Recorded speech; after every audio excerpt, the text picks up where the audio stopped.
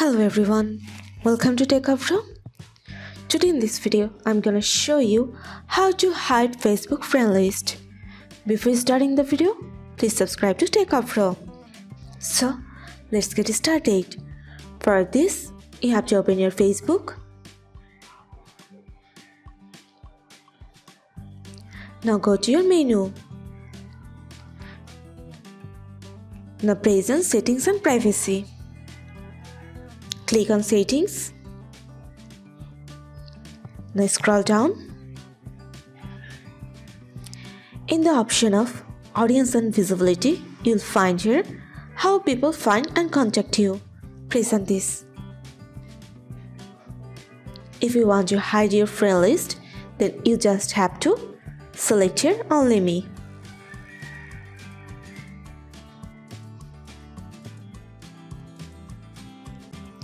That's it.